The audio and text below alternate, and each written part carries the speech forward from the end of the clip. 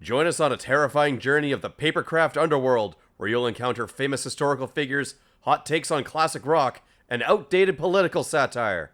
We watched Dante's Inferno starring James Cromwell, today on Nothing Spookies.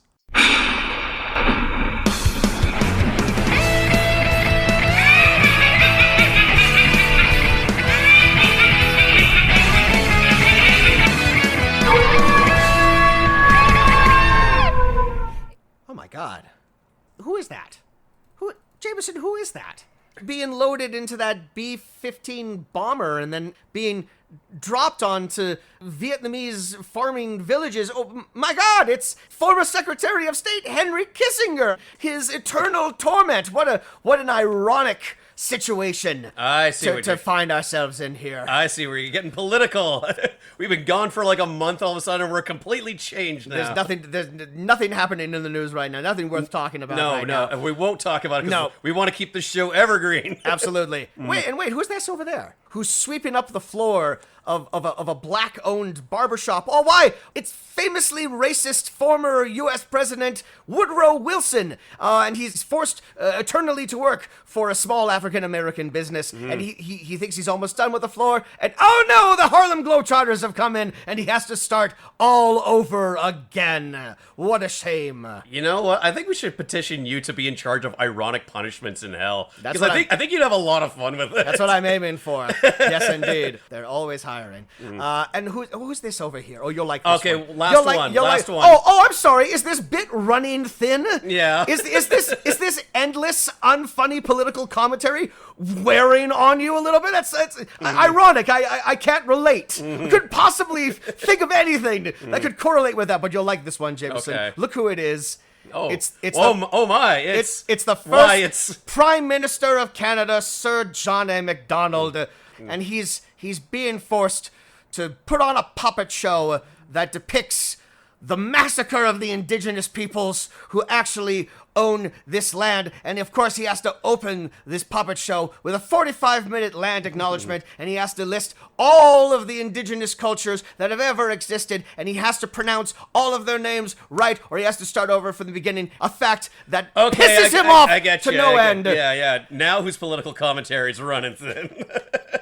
Welcome back. I was just gonna say, like, with you throwing out, like, yeah. Oh, and who's that over there? Why, it's Henry Kissinger. And I was worried you were gonna, like, tap me on the shoulder for me to be like, it's a pleasure for me to be here today, guys. Thank you for having me on the podcast. We've started this off. Let's see how far we can go with this. Henry, what do you think about hell? Who's over there? Why, it's Ronald Reagan. Well, it's a good, happy Halloween there, boys. And look, and who's also over there with you? Who is over there? Who is there, Jameson? Why, it's Vincent Price. Hello there, gentlemen. I'm back here on Halloween episodes. Yes, and I'm dancing the night away at the club that's specifically for the sodomists, because hell has some backwards views on things. We're going to get to it. Look, that is literally the experience of watching the fucking movie that we're talking about today.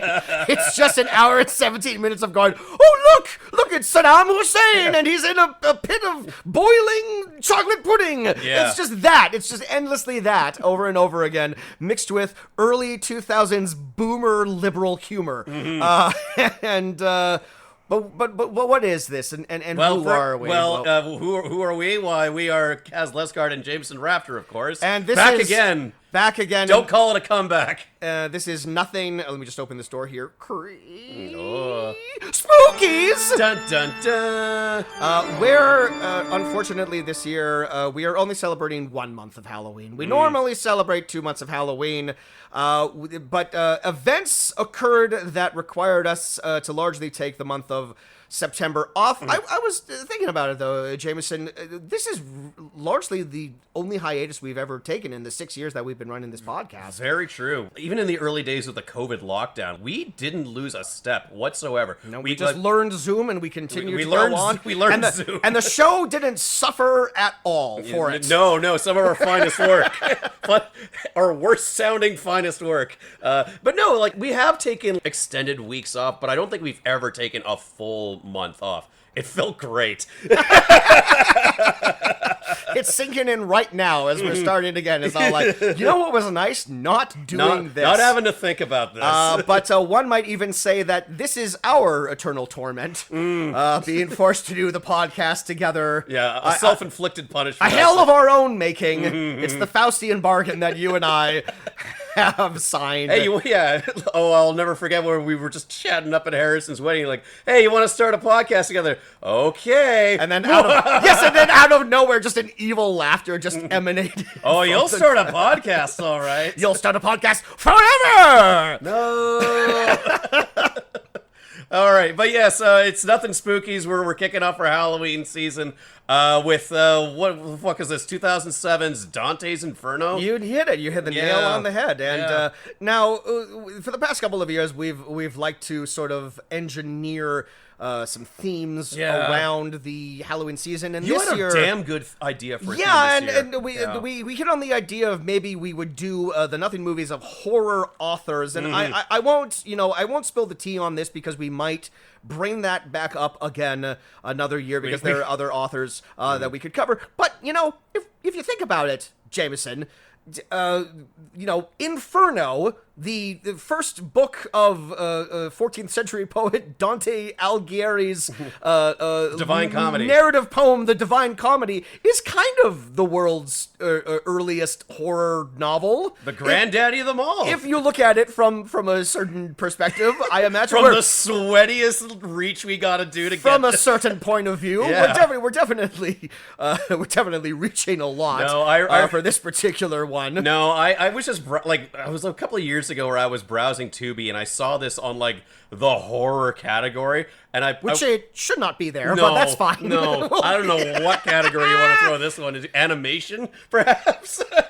It's a form of animation. Well, we should say this is a puppet extravaganza. We've covered animated movies before, but we've never covered a full-on puppet movie. And I feel like when people say a puppet movie, the first place a lot of people's mind goes to is like the Muppets. But this is not the case with this. This is like old school paper puppets with paper doll puppets. With none of them speak, their mouths don't move. There's certain articulation, but it is judiciously chosen for moments in this. If you've ever read a pop-up book, it's that level of practical effects that we're going to be seeing in this. Yeah, and I take it from the credits of this movie that this was a puppet show designed by a couple of guys.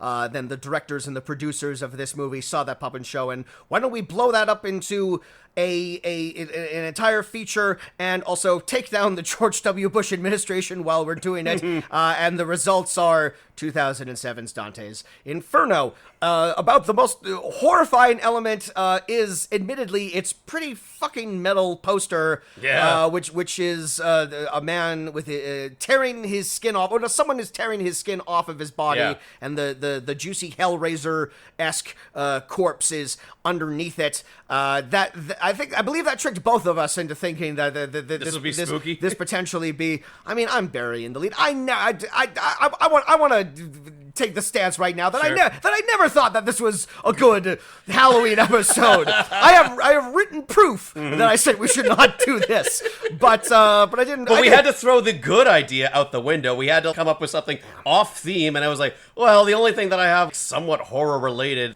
in the wings is this piece of shit. And I didn't feel like arguing with you. I mean, but if you cast your mind back to last year, I was successfully able to argue not doing Over Her Dead Body as a Halloween episode. Even though it's about a haunting. Just because a movie has a ghost in it doesn't mean it's worth a Halloween episode. And as mad as I would have been if we had burned a Halloween episode on that, I'm slightly less mad this time. Yeah. Even though, because as much as I did not care for this movie, it's not as bad as Over Her Dead Body. I will give it that much. This movie is more creative than that movie. More effort went into this one. I will say that as someone who has done an entire animated movie on their own, making all the artwork themselves and in their spare time just cracking away at it, I admire the work that went into this. This is someone's full vision of like this must have taken years. Yeah, like they poured their heart, sweat, and tears into this idea, so I appreciate it. Creators of this, I see you. I've danced this dance before. Did I like this movie? Fuck no. But I can relate. I can relate to the amount of work that goes into a project like this and seeing it to fruition. I can appreciate the effort that went into this so much, but at the same time, this would have been so much better if it was silent and was like, I don't know, 20 minutes. Yeah. Like it would have been like the same outcome, and I would have ended up appreciating this so much more because truly, more than maybe any other movie we've covered on this podcast, like, if you don't know what we're talking about, and obviously if you're watching this on YouTube, you know, Jameson is including. Yeah, you can see for yourself right now. But but like, you know, like, if you don't know what we're talking about, I mean, like, truly stop this episode, go watch the trailer for this so you can see this movie in motion.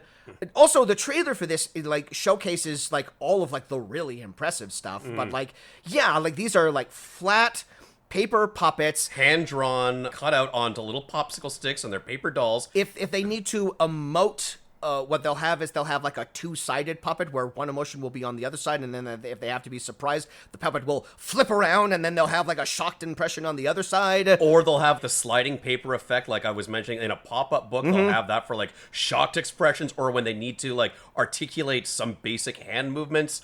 Yeah, and like the amount of detail that goes into some of the backgrounds and the character designs is pretty impressive. Absolutely. Considering the bulk of characters and backgrounds they've had to do for something like this. There are so many characters in this, but mostly famous figures from history. Yes. That either get extended screen time or are just there for like a some of them are featured extras. Yes. There's an entire sequence where they kind of just like stop and they look through some binoculars, and it's all like, all right, we need to get all of these out of the way, like really fast. The viewfinder. The viewfinder, yeah, exactly, and it's just the what is that called? The mug shots or whatever. Yeah, they burn through a lot of political of history's greatest monsters. A lot of history's greatest monsters here. Some surprising ones, like I think Genghis Khan gets lumped in there. It's all like, really? You don't want to spend any time on Genghis Khan, one of the most evil people on the planet? But yeah, and then follow him up with Dean Martin. He liked to drink, Jameson. And that's enough. You're going to hell. I believe this. Go to hell, Dino. I believe that sequence we're talking about. I believe they. Speaking of the Rat Pack, I believe they used Peter Lawford twice. Whoever directed this had it out for Peter Lawford of all people, the most forgettable of the Rat Pack. But it's really his greatest sin. Yes. But yes, Dante's Inferno, it's our Halloween episode, because what's more scary than the thought of the afterlife, the thought of eternal torment, something that I clearly think about all the time. No, I never think about it. Well, at least like it depicted in that horrific non-PG era of like, I don't know, fucking war-torn. When the fuck was this thing written, Kaz? I'm not a history buff. I don't know when it was written, but it was released in 2007, so it was the... It was the era. Look, based on like the humor and the satire that's going on in this thing, this is purely in like the George W. Bush era. Oh, 100%. Yeah. So no, it's a modern retelling of the Divine Comedy set in like modern day 2007 in the specter of the George W. Bush administration. Yeah, like right on, you know, like in the dust of 9/11 and everything. And look, that was an incredibly contentious time to be alive, but is it weird that I'm weirdly nostalgic for that era given our current political climate? Isn't it fucking weird to be all like, George W. Bush, there was a man who could string a sentence together. There was a man who could, at the very least, replicate the basic emotion of empathy.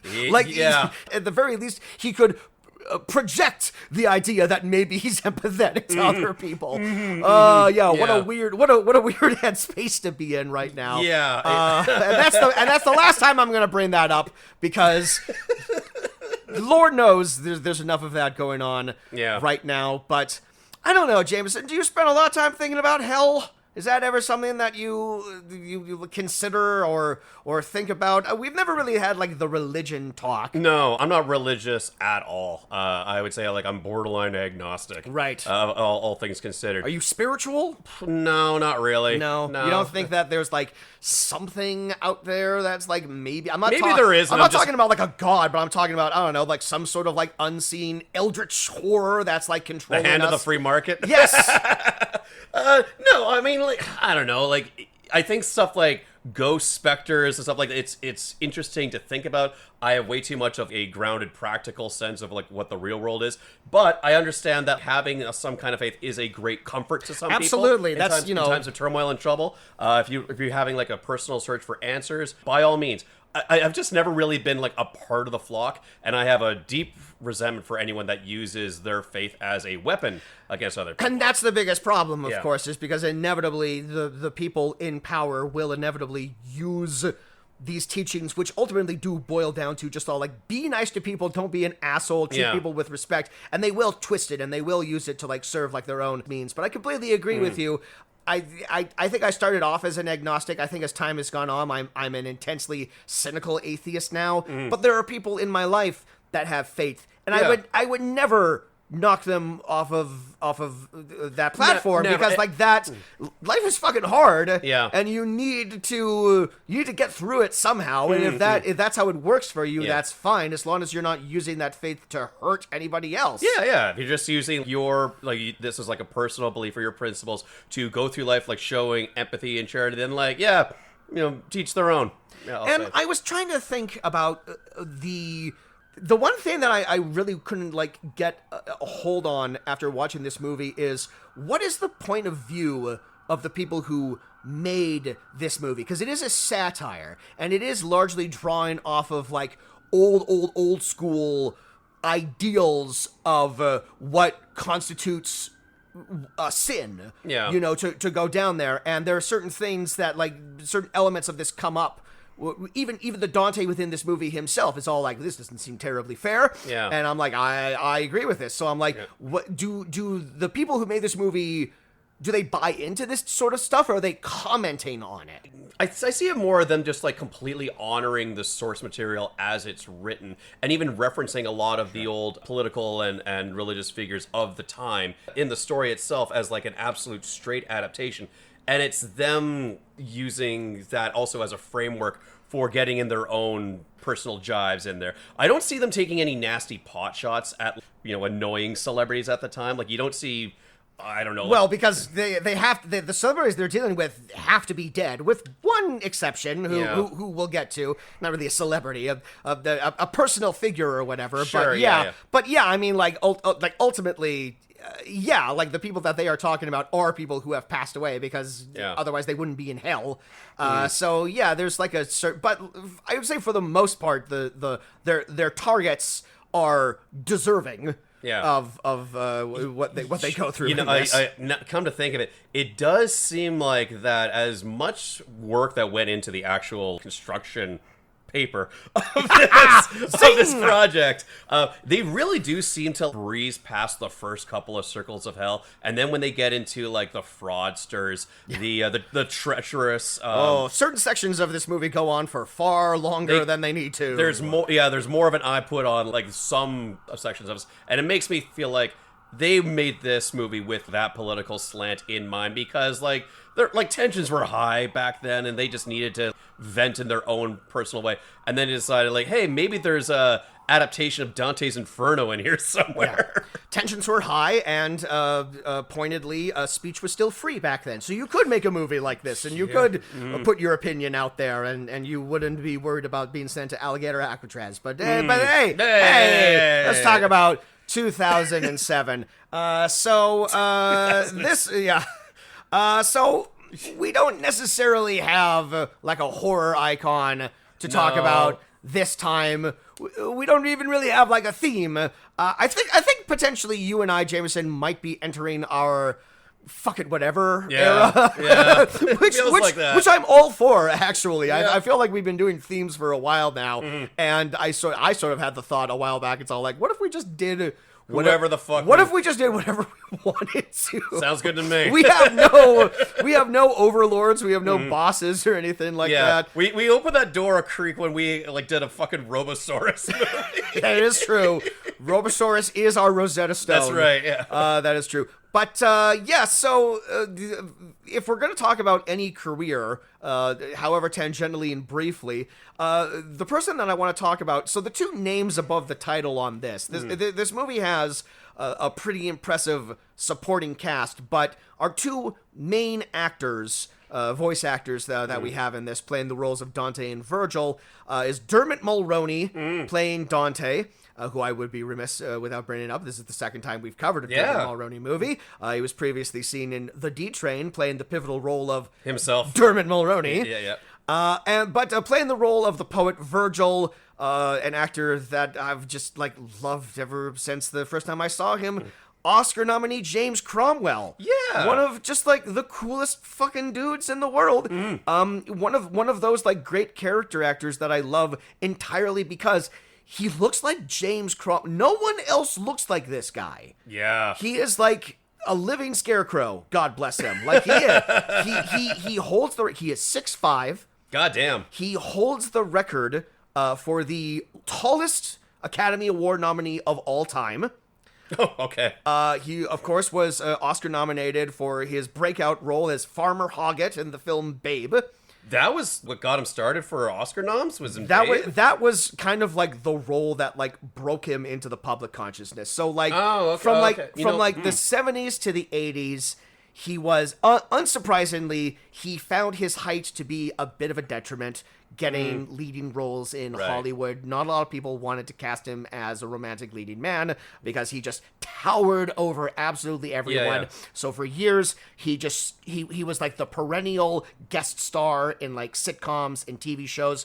I remember years ago, I was dating a girl that really loved Three's Company, and she owned all of it on DVD. And so we were watching the seasons, and there was one episode where a police detective comes to the house, and it's handsome young James Cromwell, and I'm pointing it out immediately, and I'm all like, "That's the farmer from Babe." And she took a second. It's like, "Fuck, it is! Wow!" It's gotta start somewhere. Absolutely, but yeah, he starts off in stuff like that. Then he gradually moves over to TV.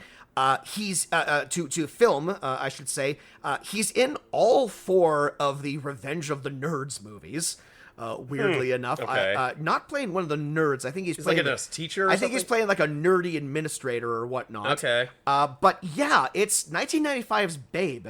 That's really his breakthrough role. Yeah. He gets nominated for Best Supporting Actor. That's one of those nominations that whenever I think about it, I'm all like, that's a fun movie. Did he really deserve to get nominated for that? And then I watch it, and it gets to the point where Babe gets a little cold, and he does his little dance. He does his little dance for to make his pig friend feel better. And I'm like, give that man the award. He's one of those actors that I don't consider him my favorite actor, but every time I see him in something, it just yes, he is perfectly fit for this role that we're asking him for. Yeah, there's never a bad addition of James Cromwell. No, not at all. Yeah. There's just sort of good, it's him. Oh, good, we're in good hands. Yeah.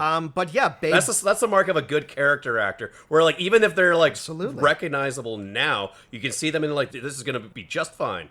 He's also one of those character actors where it's wow, he's still going, huh? Yeah. And then you look it up, and he actually wasn't that old when he played the farmer in Babe. He just looks like that. Oh, really? It's he kind of has a Wilford Brimley thing going on. He was 35 or something? I don't know, he was 35. I think he was in his early 40s when he did it. Okay. But he's definitely playing older in that when he did. But yeah, Babe got him into recognizable territory. The next year after that, he's in Star Trek First Contact. That was after Babe? That was the year after Babe. Oh, wow, okay. Where he plays Zephram Cochrane, the creator of the best part of that movie? Absolutely. and the only character in Star Trek history, or certainly the first character in Star Trek history, to actually say the words Star Trek. Where they're explaining, you guys are on a Star Trek. You're on some sort of quest Star for peace. Trek. Interesting. Yeah.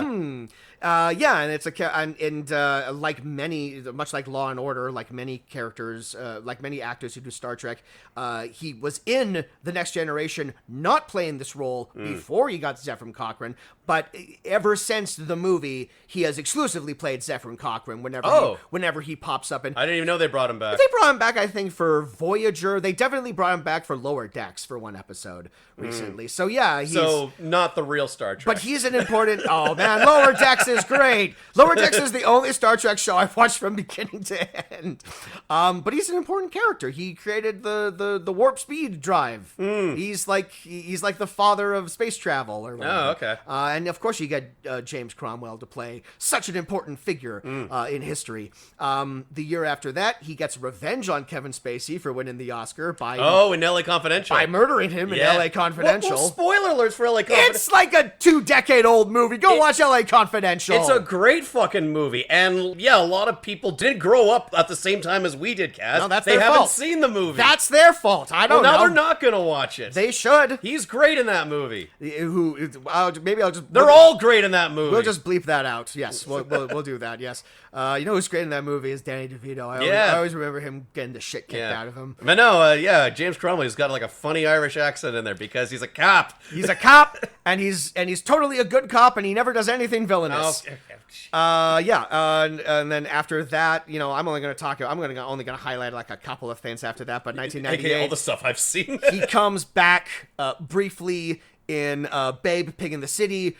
One of the most unhinged sequels ever made to a movie. Just like you watch those movies back to back, and like the difference in tone between those two movies is palpable. They should have made a third one where Babe goes into space. It's not too late. Why not? It's not too late. Yeah. Cromwell's the right age for it now. Absolutely, they might have to get a new pig. I think that pig has been retired. If you get my drift. I should also point out that James Cromwell has been a lifelong vegetarian. But after he got the role in Babe, he switched over to being a full-time vegan. And he is a lifelong advocate for the health and safety of animals. Oh, good for him. Yeah.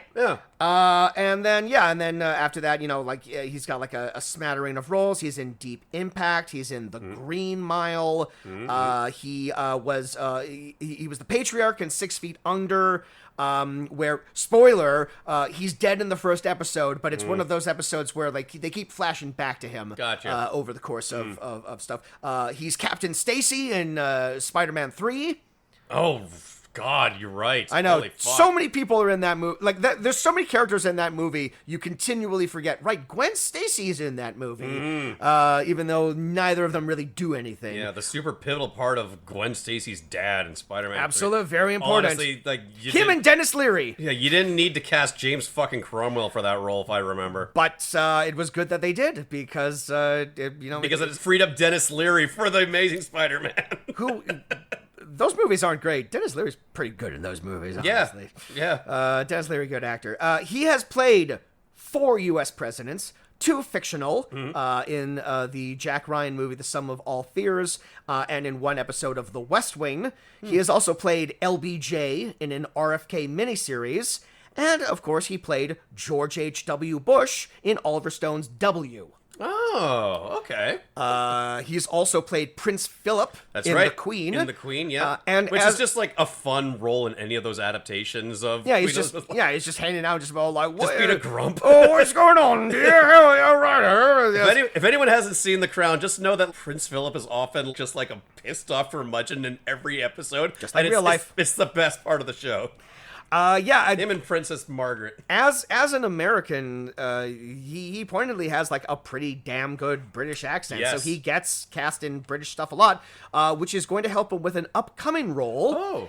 Alfred Pennyworth. Oh. In an upcoming Amazon Prime animated series called Bat Family, which looks to be aimed a little more towards the youth. or whatnot. They also recently, a couple years ago, they did a one-off Christmas special, I believe, called Merry Little Batman. Oh, that one with all like the weird character designs? Yeah, Alfred himself looks particularly gross. Yeah. But that is James Cromwell doing that voice. Oh, I didn't finish that. It looked weird. I watched it. It's fine. It's kind of hey, I watch cute. weird animated shit, like including this movie. But yeah, and of course, the last role that I want to point out, the most pivotal role of his entire career, of course, is his Jack Bauer's daddy. That's right. Yep. Now, I never Who betrayed him? Well, what are you gonna do? Yeah. There's only Everyone fucking betrays Jack Bauer. There's only so many hours in a day, Jameson. You gotta come up with, like, plot reasons somehow. His girlfriend, his brother, his dad, his mentor. Yeah, Jack Bauer's life sucks. I mean, just for those days. Like, the thing is, we don't see all the other days in his life. We're only ever seeing, like, a few days in the life of Jack Bauer. However many seasons exist. Yeah. I remember watching that season and just thinking, like, man, like, love James Cromwell. He was so miscast as Kiefer Sutherland's dad. He was? Well, he's so... they wanted his actual dad. They needed Donald Sutherland is what they needed to do. But it's like, yeah, Cromwell is so fucking tall that it just doesn't match. Is Kiefer Sutherland a short king? I mean, everyone is compared to James Cromwell. Yeah. I don't know. As far as like show business goes, I think he is. I think he's like, I don't know, like 5'10". I don't know. I don't know. He shrinks with every bottle of scotch that he consumes. Yes, that's right. But the thing I really wanted to talk about James Cromwell is what an absolute fucking badass he is. He has long been an anti-establishment figure and like a constant fight the power advocate. Good for him. In the late 1960s, he was a member of the Committee to Defend the Panthers, which was a group that organized to defend 13 members of the Black Panther Party who had been imprisoned. Black menthols. Okay. Panthers. What did I say? I thought you were going for members. But you said Menthers. Menthers. The Menthers of the Black Panthers. I'm sorry, I ruined your flow. That's all right. But you get the gist, right? I do. Right, audience? All 13 Menthers were eventually released from jail, and we're better for it. And we're better, much better for it. But yes, James Cromwell continues to defend the Black Panthers to this very day, as he should. And he has been arrested numerous times. On July 3rd, 2001, he was arrested for trespassing during an animal rights demonstration in Virginia, targeting the Wendy's fast food chain. He and 4 other PETA protesters refused to leave after urging patrons to boycott the restaurant. This is my favorite sentence of this paragraph. I love whoever wrote this. He was ordered to stay out of all Wendy's restaurants in Virginia unless he intends to eat there. I think whoever wrote that maybe missed the point of what he was trying to do. I don't know, he could get a baked potato, I guess. But I guess he's not. But no. I can just imagine him, like, slowly open the door and, like, the manager and the clerk. Get out of here, Cromwell! Wait a sec, let's see what he does. And he, like, goes up to, like, the scene, like, let's see, number 1, 5 with fries. And then he just, like, tosses red paint at him. Exactly. Oh, Cromwell! He always carries that with him no matter where he goes. But from like 2013 to 2017, he was like arrested every year for like some sort of protest. Damn. 2013, he was arrested for interrupting a University of Wisconsin's Board of Regents while showing a graphic photo of a cat to protest the alleged mistreatment of animals on campus. In 2015, he was arrested while protesting against the construction of a power station. He was among 19 people arrested in 2016 for the protest of an underground gas storage and salt caverns near Seneca Lake. Whoa. In 2017, he and other protesters who were dubbed the Wawayanda Six were convicted of disorderly conduct and obstruction of traffic. He was fined $375, and after refusing to pay the fine, went to jail for a week. Whoa! So he's walking the walk. He's a bona fide badass. Holy shit. Do not fuck with James Cromwell. Damn right. He don't give a fuck. Actually, he gives many fucks about a variety of many things. topics. Of a variety of many important topics. But you know, like, he stuck to his principles. There are a lot of like so-called Hollywood liberals out there. Very few of them walk the walk and talk the talk like James Cromwell does. James Cromwell will go to jail for his beliefs. And then turn around and voice Alfred for a shitty Amazon Prime series that probably no one will watch. Working for the billionaires. Exactly. Bruce Wayne. He's doing it to the inside to bring down the Wayne industrial complex. Yeah. Exactly. On the inside.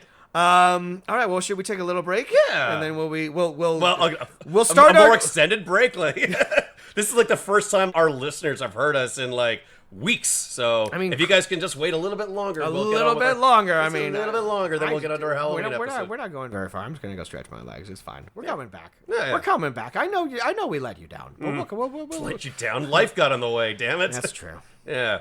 All right. That was more intense than I wanted it to be. This is why we should just do like a straight cutoff. We should go straight into the music. Right here.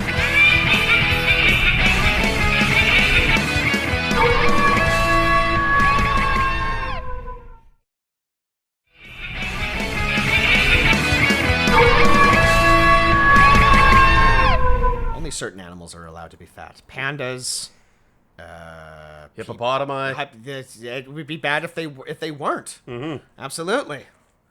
All right. Well, Dante's Inferno. Yes. We're talking about the sin of gluttony over here.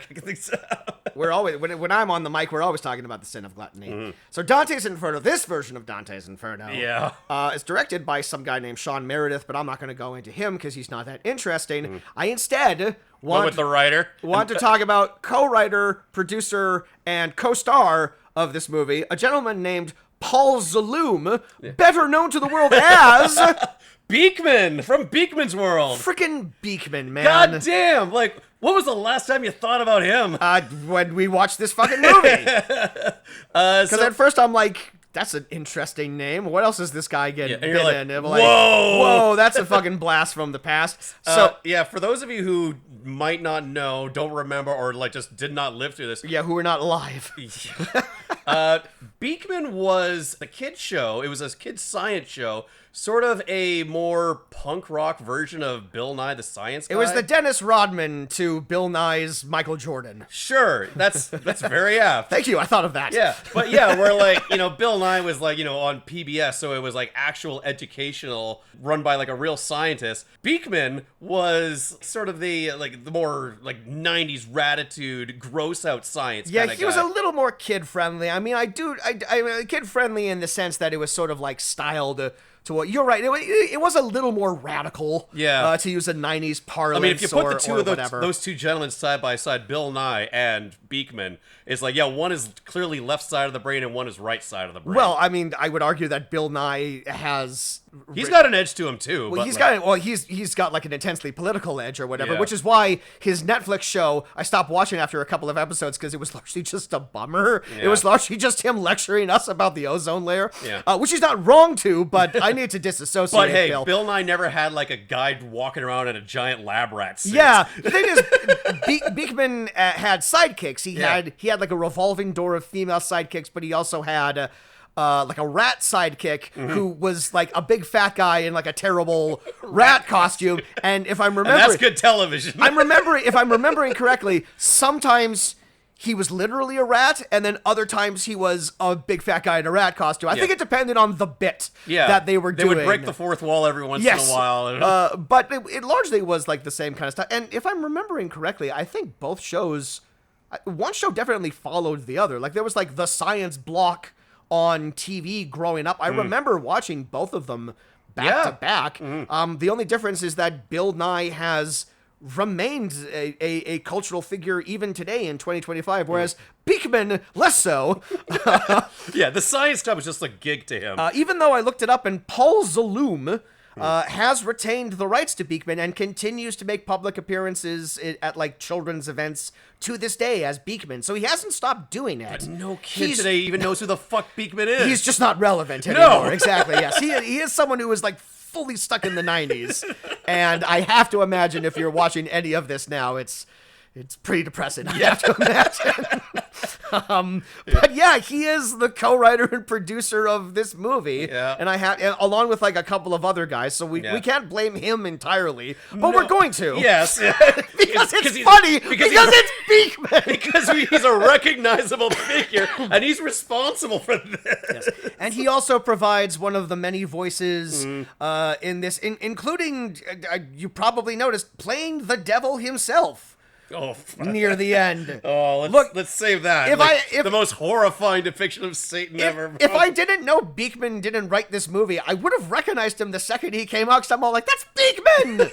It's hard not to recognize him. But yes, this movie does have a pretty impressive supporting voice cast, filling out like all of the ancillary characters, including Andy Daly, Scott Adsit from 30 Rock, Tony Hale from Arrested Development, Janet Varney from Legend of Korra, Martha Plimpton from The Goonies, Matt Walsh from Upright Citizens Brigade. Yeah, and Veep. And one of my favorite ones. My favorite, Dana Snyder from Aqua Teen Hunger Force. The Master Shake himself. I recognize that voice. I don't know exactly what Tony Hale sounds like. Andrew Daly has like a million voices. I love Andy Daly. Andy Daly kind of sounds like whatever. Yeah. But I have that Dana Snyder Master Shake voice deep in my lizard brain. Dana Snyder, I think, it just has one of the funniest voices of all time. Like, truly the epitome of someone who could read a phone book and have you howling with laughter. Yeah. He just has a naturally funny voice, and I've seen a couple of interviews with him. That's what he sounds like. That's amazing. He's like putting it on like a little bit, but I was delighted when he popped up.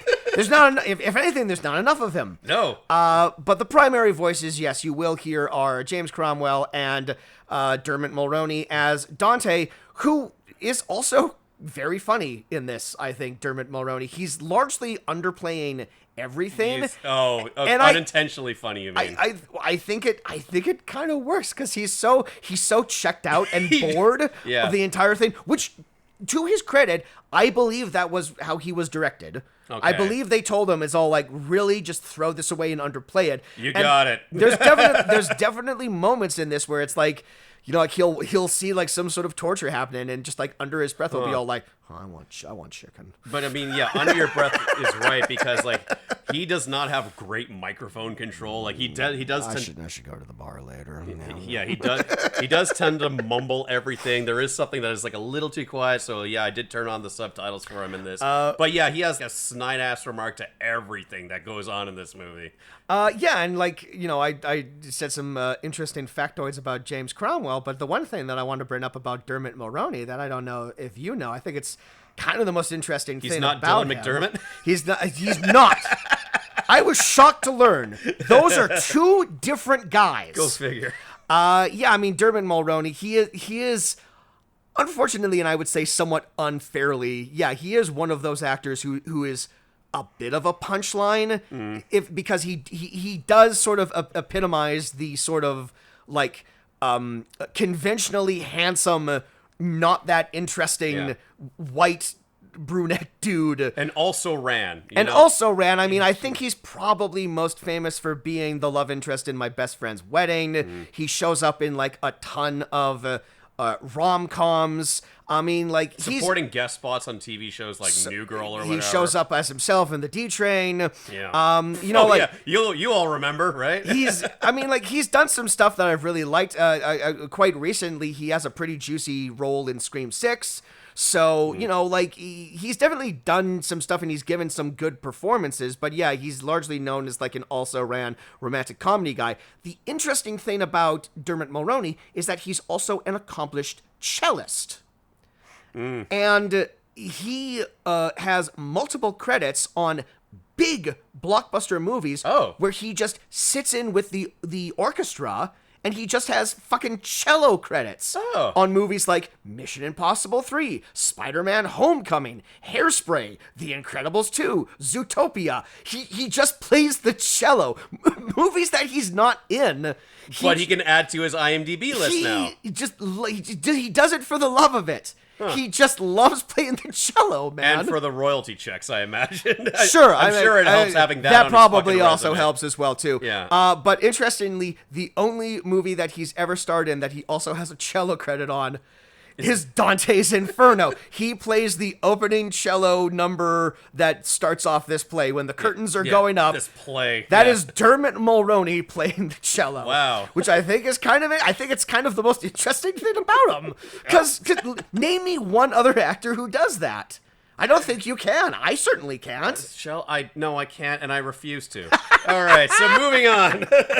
Dante's Inferno, like a straight adaptation with some liberties taken of the Divine Comedy. A few liberties. Yeah. Are you familiar at all with the Divine Comedy? In the sense that I read the Wikipedia synopsis of it last night. Maybe when I was in high school we were forced to read it, but I certainly don't know. I certainly have heard of Dante's Inferno. Yep. Before. I played the game. I knew that was going to come up. And of course... That's a weird fucking game. And of course, when this movie ended on Tubi, and then like the credits started rolling, the next suggested movie was the animated Dante's Inferno, the better animated movie that looked much more Halloweeny than this movie, and I'm all like, maybe we should have watched that. I did think about like texting you and all like, it's not too late. We could do the other one. Would you have been down for that? It's too late now. Yeah, I guess we're you're right. mid-record, my friend. Yeah. Maybe we'll do like a video game adaptation episode once, because there's more than just the ones that fucking Uwe Boll did. Sure, man. We're in our what the fuck era. Yeah. Who cares? 2026. Fuck it. Fuck it. That's the banner we gotta make for next year. Nothing movies. Fuck it. Where we find the weird, bizarre, and the elephant. No. No, that's not what we're doing anymore. Who gives a shit? Yes. But no, I haven't. But yeah, for like the unknown for the unencumbered. It is essentially a story about the author Dante Alighieri, the guy who wrote the Divine Comedy, basically wrote himself into this story. Narcissistic much. It is. A walking tour of hell. A walking tour of hell. Virgil, who was like a poet who's even fucking older than Dante, if you can believe that. I guess it's basically fan fiction is what it is. Is all like, I went to hell and...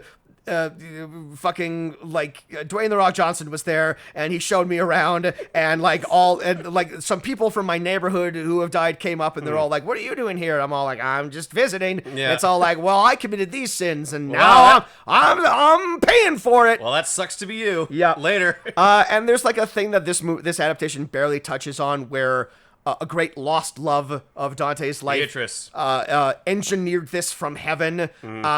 If she was ever meant to be a character in this, I feel like all of her scenes got left on the cutting room floor, because I'm pretty sure that's like accurate to like what the actual poem is about. Sure. In the video game, she's the person you got to rescue at the end. Of course, well, it's a video game, absolutely. And she's in Bowser's castle, I take it. Pretty much, yeah, except it's Satan. But yeah, you get it. But Inferno.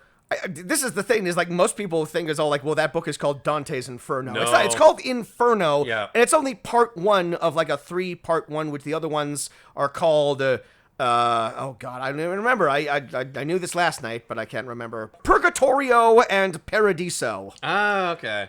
Which I guess is the implication that Inferno at one point in time was just called Infern. And then we've all collectively just decided to call it Inferno, because we don't call it Purgatorio, who is the third Mario brother that no one ever talks about. It's me, Purgatorio, and that's the last time I'll demean the Italians this entire episode. All right, so this whole thing is like sort of depicted as a stage play in front of all these other paper dolls. The curtains open, and it's set on like a modern urban setting where a drunken stupor Dante wakes up just from like a night out of partying, and he doesn't recognize where he is in town. And as he's trying to retrace his steps and just call for a cab or something, he encounters Virgil, and Virgil tells him like, "Hey, you want to go to hell?" And Dante says, "No, not really." It's all like, "Too bad. We got an hour and 17 minutes to fill out here, so we gotta keep going." Yeah, it's the entire structure of the play. Well, and then Virgil also says, "By the way, Beatrice was the one that engineered all of this." He said, like, "Oh, my great lost love. I'll do it for Beatrice. I'll do it. I'll do it for my lady love up in the heavens, who maybe has some lines in this. I don't know. I think maybe they cut them all out. Nope, she's just probably not. I love the picture that they use for Beatrice and all these, because like she's depicted as like this kind of like Christmas ornament looking locket, but like the picture of her is like kind of a snark face, like kind of a bit of a sneer. So it's like maybe I'm glad things didn't work out between me and Beatrice. Again, I have to reiterate that, like, maybe even, again, I know a lot of you are probably watching the YouTube version of this, because those inevitably get more views than we get listens on Spotify, but But yes, I've done the math. Well, I was gonna say, well, if they get more views on than Spotify, that makes sense because there's no fucking view screen on Spotify. No, but Spotify has added the whole like read along feature now, and everything like that, and they've also implemented like you look at the episodes on Spotify now, and we have like chapter titles. I didn't add those. Like, those are entirely like... that the AI suggested Yeah. It's kind of cool. It's one of those things where it's all like, that's kind of cool, but also... What words do they isolate to use? Go jump in a dumpster fire AI. I don't need your help, and I didn't ask for your help. But anyway, it's kind of cool. But look, I would honestly recommend, more than maybe any other movie we've ever covered before on the show, if you're listening to this, go to Tubi, look up this movie, put it on mute while you're listening to this, just so you can get an idea of the movement of these puppets, because like the artwork of it all, yeah. Dante is like lying down on the street, and it feels like they could have so easily just been all like, well, it's time to get up now. But they have a model of Dante where he has like movable legs that are able to like articulate and go from a lying down position to a standing up position. There are moments where we do a close-up on Dante's face, and his eyes have been hollowed out, and they have eyes beneath the paper head, and so he's able to like look back and forth and like slightly emote a little bit. It's like the perfect encapsulation of they didn't need to go that hard, but like I appreciate that they did, because like obviously there's like so much craft that went into this. The amount of work that goes into some of these details, like the one where you can clearly see that there's a noticeable Adam's apple on him, and just as he goes, go, you know, they move it up just from behind the model. There's like some little stick behind his neck moving that up and down. And it's like, clearly the artists and everything and everyone who worked on this movie. I don't know how many people worked on this movie. Hopefully a lot. Yeah. Hopefully it wasn't just one dude. It was Beekman. Beekman did it all. He got the rat to do it all for him. No, he built a robot to do that, to move like one stick one way and the other stick the other way. But like I have to imagine it's like a committee of all like, wouldn't it be funny if if Dante gulped and his Adam's apple moved, and then like 5 people were all like, oh, that's great, that's brilliant, and then one guy's all like, okay, that's gonna be like 12 hours just to do that. Yeah, the one guy with the construction paper and the popsicle sticks, like having to do all of that work. I mean, like, I would have liked to have pitched in on something like this, I guess. I don't know if they would need me to like man some of the puppets or like doodle some background characters. It seems like it would be like an interesting project to be in on. Sure. Yeah, if like yeah, I did. So you could like point at the movie and be all like, "Yeah, I did Kim Jong-il. There you go. That was me. You like that? There you go. Sign my work." Yeah.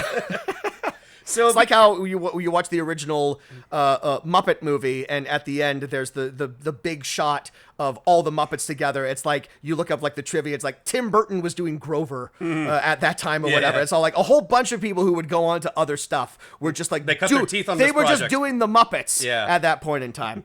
So because this is like a retelling but set in the modern world, they pay homage to the important moments in the story, but they're in a contemporary setting. So in the instance where it's like the people who have to cross the ferry to get into the afterlife itself, it is depicted as a bunch of protesters in front of a harbor ferry. Now, I thought Limbo was like the underpass where all the people were getting drunk. You're right, yeah. So maybe this is just This is like right before Limbo, but you're right. This is like the very first thing we see is all the protesters. The threshold. Yeah. And it's like these people never protested anything in their lives, and now they have to protest. Look, it's a lot of these people did or didn't do this thing, and now they have to do this for all eternity. They are endlessly protesting if they never sinned or were pure in life. So it's like, pick a fucking side, because now we have nowhere to categorize you guys. I mean, this is like the basic idea, and even Dante himself comments on this and everything like that. It's like, if you believe in this type of heaven or hell, this type of afterlife, it's all like, God, you have to do so much not to get into hell. Yeah. Like, it's like, I'm not going to heaven. And it's like, there's a lot of nuance and gray area to everything in the 2000s here. And whoever wrote in like the 14th century was all like, nope, these are the rules to live by. Hard and fast rules. And there's also like a bunch of like, before we fucking split the atom, this is how you got to live through life. And it's and as you know, conservative Christians will tell you to this day, it remains that way. Yeah. Nothing has changed. Except for the parts that we don't want to agree with, that we don't want to do. We'll just there we go. I'm just gonna. That's not in there. The thing about subjugation, that's all good. The stuff about being fair and charitable, fuck it. Yeah. Yes, but then eventually we do go to Limbo, which is just an underpass, and Virgil says he'll get some booze for the people. There's a lot of historical figures in this that I did not know.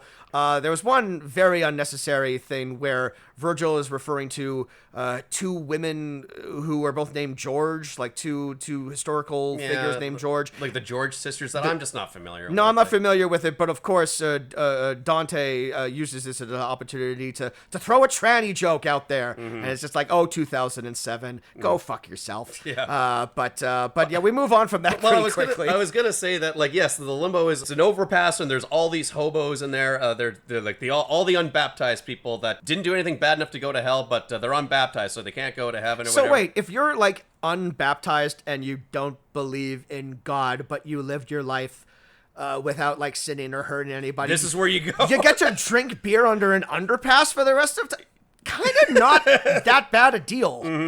Kind of into that. So this is also a good opportunity to talk about just some of the choices that the voice actors are making for these characters. Right. Because Dermot Mulroney chose to go like this. Oh, look at this. This is some crazy shit. Yeah. So it kind of leaves all the acting up to like the actual voice actors. So like there'll be moments where where Virgil's just like, oh, see down there, that is the prophet Lucian or whatever. Well, howdy, Dante. How you doing up there, man? These guys had 5 minutes when they got their signs, and it's all like, I don't know, come on. What if this guy was an old-timey prospector or something? And, why there's the great Grecian Senator Horace.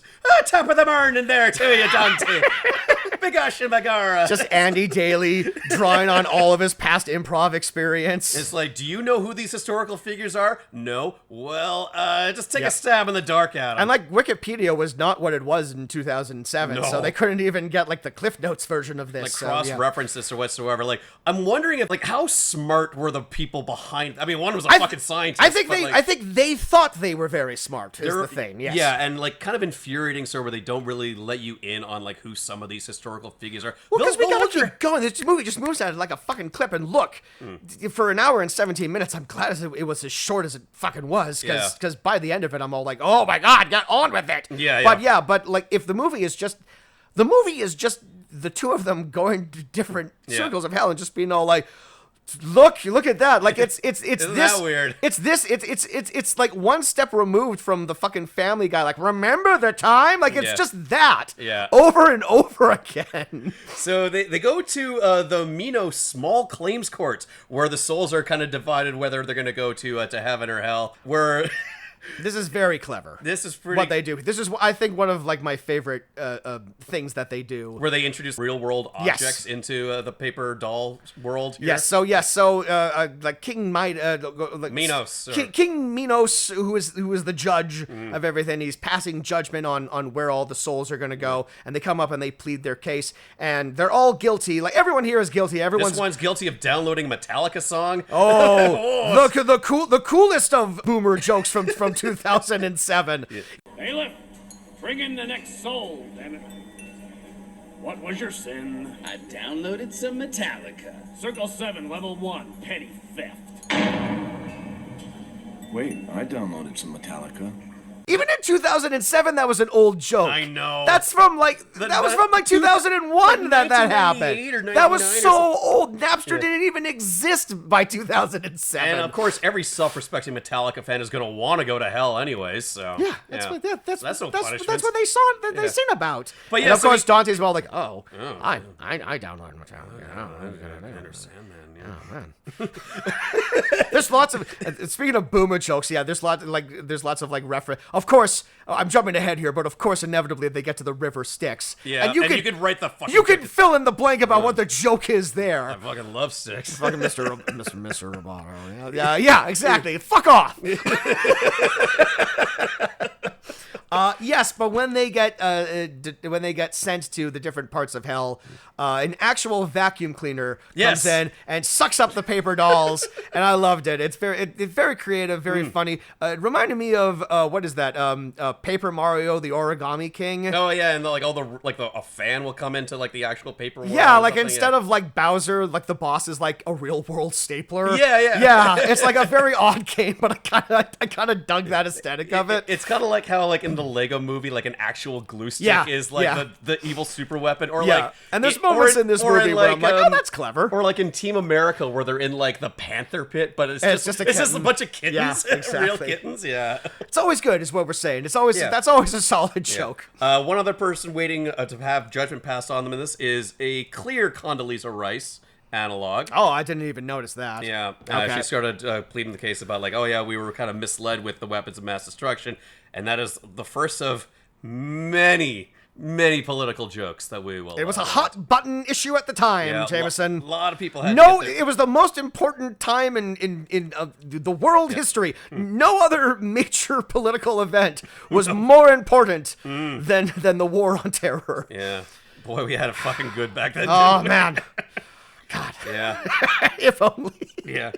So they're moving on to the I don't know, the red light district, the porn theater where all the lustful are. And this is where we're really starting to get like celebrity cameos at this moment here. And by celebrity cameos, I mean Cleopatra, JFK, Helen of Troy, Fatty Arbuckle. Fatty Arbuckle getting into, and yeah, and it's like at this point I'm starting to be all like, does this movie have a point? Because Virgil is all like, witness the fate of Fatty Arbuckle, and he's just getting a blowjob, and it's like, all right, 25 cents in all right, the people. sure, I suppose. Yeah. And then Virgil's all like, you do understand what eternity means? It's all like, yeah, eventually, you run out of spunk and it sucks, and you gotta rehydrate or whatever, Yeah. but you can't because it's hell. Yeah. I get it, it's bad. It gets a little sore after a while. Yeah. We do get some great floppy paper puppet tits. Yes. In this. Yeah. It's again like the inventiveness of what they do with the paper dolls. Like I don't have a problem with that. They got super creative with how they're depicting all of this stuff. You just can't really follow. I know, but there's only so far. It's the weirdest dichotomy of all. Like I'm impressed by this, but also, God, is this interminable? Yeah. There's only so much goodwill you can have for something that's intensely creative when the story behind story is so important. It really is. Really, it's almost like the building block of like a motion picture, one could even say. I also noted that there's like a few times here where Dante weirdly looks like Michael Myers. I don't know if I'm just trying to like wring some sort of Halloween shit out of this, but he just has like really like sunken pale eyes at like a certain point where because like I'm thinking of this movie and this has such a huge political slant. I thought you meant Michael Moore for a second. And I was like, man. he doesn't look like Michael Moore at all. Oh man, imagine if Michael Moore was in hell. Oh, look at this. Well, we would find him at the next stop, the gluttony Hey, area. how appropriate, yeah. Which is just like this garbage dump where a bunch of fat people are constantly eating in the nude. They on the very precipice of the gluttony garbage dump. There's a prominent product placement for Quiznos, which is how I always know that I'm in hell. Whenever that's the only lunch option that's available. I fucking love Quiznos and I can't find one anymore. So like, sign me the fuck up. Because they're all in hell. That's what they're doing. Also, this explains the fucking mutant rat things with the guitar or whatever. I always wondered what those were. Those things. They're demons. They got a pepper bar. You're gonna burn for all eternity. Aren't you glad to have us back, everybody? You will burn. We will toast you like the Quiznos. So around this time, we see Cerberus, the three-headed junkyard dog of hell. And this was another cool moment where it's like barking at Dante, but then it like snaps into like slow motion. Well, their depiction of slow motion is them just like moving the paper dolls a little slower. Yeah, slow motion. Yeah. Yeah. What else would it be? They're moving slow. And which I think is a pretty big swerve from the source material. Virgil's got a handgun and he just shoots Cerberus dead. Yeah, and you would think that would come up more often, but it's He's kind of heat. it's kind of only just this one moment. Mm-hmm. And I don't know if it's meant to be commentary on anything, but it's just all like, here's Cerberus, and he's about to attack Dante, but Virgil has a Glock. Virgil's packing heat. Does he ever? Because it's a modern retelling. Does he ever bring it up again? No. Are there situations that they get in where it would be useful? Yes. Yeah, but they're in the gluttony era. He meets like an old buddy or whatever, and he's all like, I'm a big fatty. Do you got any pudding? There's a big Statue of Liberty, who's also a big fat Statue of Liberty. And symbolism. Commentary. You get it? Yeah. Yeah. Like it's just like the most like over your head because like the guy even says it's all like everyone up on Earth will be fat one day and they'll eat the Subway sandwiches and drink the big gulps. And it's all like okay. And do you have anything of note to add to that? And it's all like, nope. Dermot Mulroney is just like, I could really go for a sandwich anytime now. And it's just like, shut the fuck up, Dante. You do not have to have some wry, smart-ass remark at everything that someone says to you. Shut up, Dante. You're not even supposed to be here today. Exactly. Hey, I got one in. I There knew I would. I knew I'd figure it out. So we move over to the greed area, which is depicted as a bunch of people at like a used car lot showroom or something, constantly pushing cars on. They're saying they're pushing their platforms. cars. I thought, you've ever heard of like this thing that they did for a while? I don't know if they still do it, but they ran like these contests where it's like if you have to keep your hand on the car. And like you keep your hand on the car for hours, and the last person to take their hands off the car gets the car. I thought that's what they were doing for a moment here. But I don't. Again, but then you'd never want to take your car because it's supposed to be like an ironic punishment. For, like I think a more appropriate one would be like so you want to have everything. Well, how about throughout the day, like you lose little bits and chunks and pieces of your body. Until you're like left Looper. You're left with nothing at the end of it. So, like, that's your punishment. All of these should be ironic punishments. In the lust one, you should not be able to have constant sex nonstop. It should be that you want to have sex, but you're, like, I don't know, in the middle of a hurricane, so you can never touch each other. In, like, in gluttony, it shouldn't be that you're allowed to eat all the time. It's that you're always starving, or something is eating you constantly. But I guess the idea is that, and I haven't read the Divine Comedy, but I think maybe this is the idea, is, like, this is what they love doing in life, and now they have no other option but to do this. I mean, the gluttony guy is all like, I'm full. Like, I'm not... I don't even want to eat. I don't even want to eat, but I have, like, I literally have no choice. It's all like, we're tired of fucking all the time, but we can't stop. I don't know. I just think, like, the punishment should fit the crime. It should not just be you continuing to do the crime. Sure. Yeah. And then inevitably you do get your Homer Simpson who wants more and more donuts. Exactly. And James Coco went mad in an hour, so... And that was, for the longest time, the only reference I had for who James Coco was. Until this movie? Until this moment right here. Eventually they get to the River Styx. Yep. Aforementioned fuck yourself joke. The city of Dis is surrounded by the river Styx. I love Styx. Till now we have seen the sins of passion and emotion. You ever hear the Paradise Theater album? Yes. Once we're inside the city walls, we will visit. He's a fan. We get all of the greatest hits here. The in renegade the who had it made. Even though I was born in, the 12th century or something like that. Yes, I got all of these pop culture references, Dante. Sticks. Probably. They don't get new music. There's like a level of hell. There has to be like a level of hell where it's like, that's my eternal punishment, is I get trapped in a level of hell where I'm forced to listen to Toto's Africa over and over again. You don't even need to go to hell. You just go to that one section of Africa where they are playing it on like a solar-powered radio that's supposed to go for affinity. And do the Africans want that? Are they doing that on purpose? It's like a art piece, and it's in the middle of nowhere, so no one's bothered by it. Oh, that's where you should listen. One should listen to Toto's Africa. Well, the next time you're lost in the Sahara, you'll be like, "Hey, where's that Toto coming from?" And you're gonna find salvation. No, I'm gonna go the opposite direction. I'm gonna go deeper into the desert, which answers the age-old question: if Toto's Africa is playing in the middle of the desert and no one is around to hear it, does it still suck? Yes. Moving forward. Oh, okay. Well, that's hard to disagree with you there. All right, so they meet Dante's old swimming instructor as he's drowning in the river Styx, and the river Styx is full of angry souls. This is where like all the angry people go. So honestly, this is probably where I'm going to end up. But yeah, they're going there and they're not happy. And Dante was like, "Hey, you were an asshole swim coach to me," and the guy's just like, "I just wanted you to push yourself. Like we were doing swim meets and everything. We had competitions. Look, it's either I get mad at you or you drown. All right, I'm kind of in like an unfortunate position here. Yeah, you know, he was just trying to motivate you. It doesn't sound like he was mad. Trying to turn you into a man, Dante. Yeah. Did he beat you? No. Was he a little tough on you? Yeah, but like... Did he implement, like, far too many showers? Yeah. Oh, okay, I see where this is going. I see where this is going now, right, yes.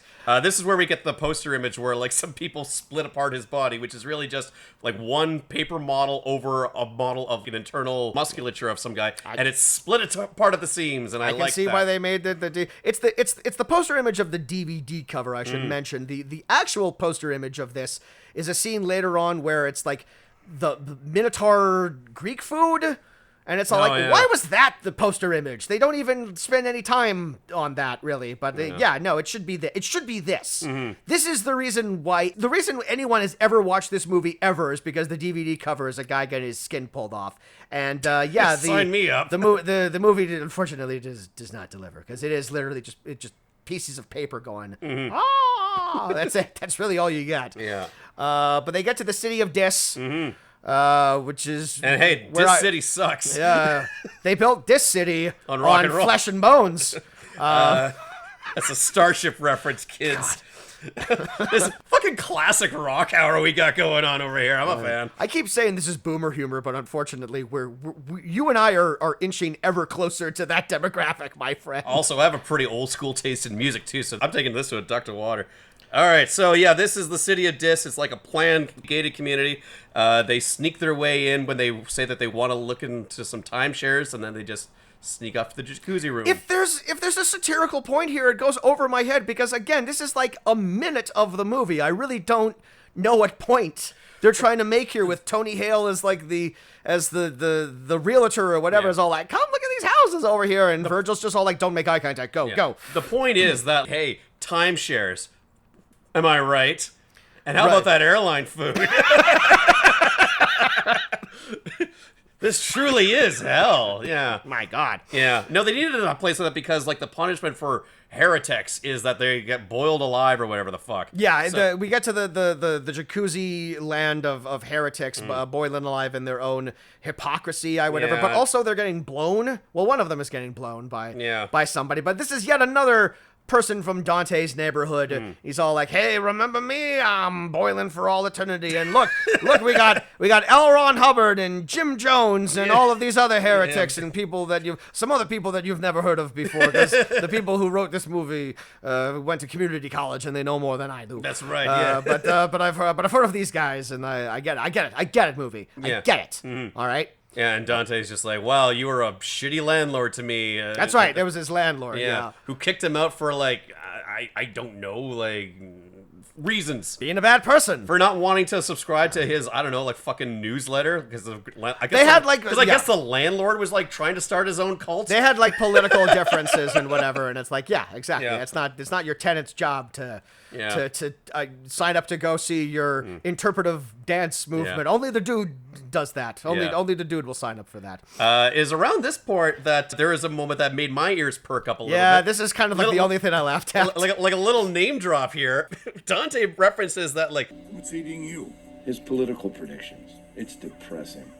I want to move to Vancouver, except the weather sucks.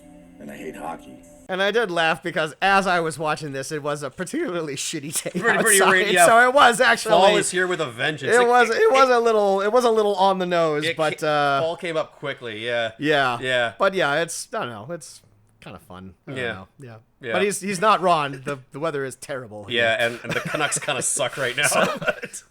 It's funny how nothing has changed. Nothing has changed from 2007. Yeah. It's a far off era now. All right, so now we're in Circle 6, where we're getting the viewfinder view of violence, which is just like this, canyon city of... This is where they ran out of budget, so it's just like, we're just going to do endless mug shots of just like all of these people. If I may make a criticism of like the original Inferno poem here. Oh, please, take Dante to task. Yes, absolutely. So, like, it seems to me like he came up with the 9 circles of hell first, and then like kept getting like more ideas for like what to stuff hell with. So this is like, okay, this is the violence section. So it's violence against others. Okay, great. And violence against yourself. Ugh.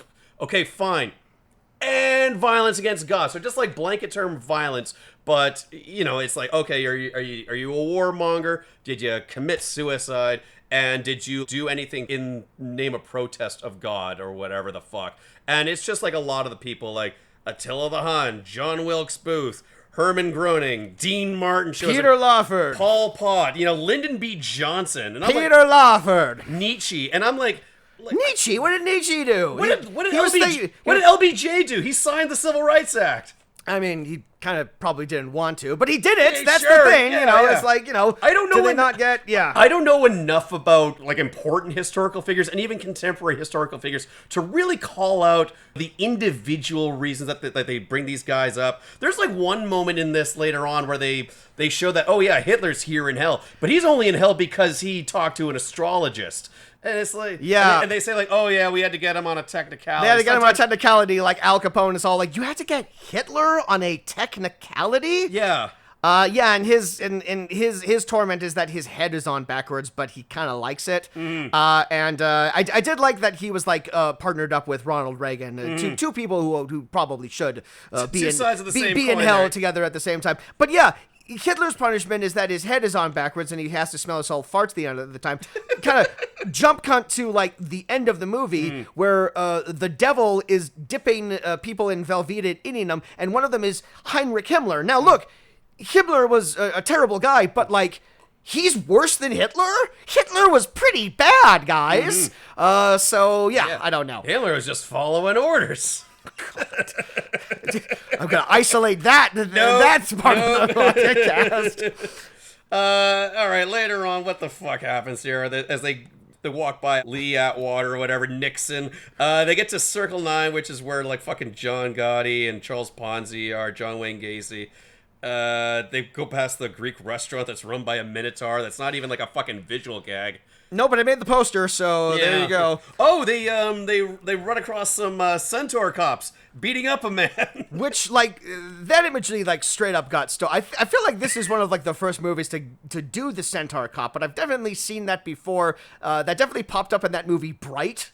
Oh, yeah. There was, like, one centaur cop in the back. Also, I think that Pixar movie Onward, there was a centaur cop or whatever. So, yeah, they saw this movie clearly. Well, it just kind of tracks because, like, there are cops that ride on horse. They are the mounted cops. So, like, yeah, fuck it, whatever. They take him over to the River of Blood where they... Were you able to identify what the blood was? It was really interesting. It was another thing where it was, like... It's a real-world thing. It was a practical effect. I couldn't quite figure it out. It's some sort of, like, plastic piping, I think, but it's very cool. Like, it's like constantly moving. They figured out like a way. They made some sort of like perpetual motion device where it's constantly going. Yeah, I was wondering if it's like some kind of weird chain that's on a spool probably that they were spinning. I would be somewhat interested to see a behind the scenes on this, just to kind of like see like the amount of work that went into doing like each individual bit of it. If it was like 10 minutes, maybe. Yeah, maybe. Yeah. If it was underneath that. Yeah, and then there's some more lost souls in the thing, and this is kind of cool because they're all finger puppets this time. I love this because it's like, what does the one centaur cop say? Because it's meant to be like a modern telling in like this, urban cityscape. He's like, hey, over there's the River of Blood, and hey, it's Joseph Stalin over there. Welcome to the beautiful River of Blood, the Phlegaton. It surrounds the pits of violence, and its worst offenders are condemned to bathe in the blood of their millions of victims. Now, on the right, you can observe a group of infamous warmongers. Here's Joseph Stalin. Gosvidonia. And General Curtis LeMay. They didn't call me Iron Ass for nothing. Oh, what do we got over here? It's Emperor Hirohito. Hey, what's the matter, you?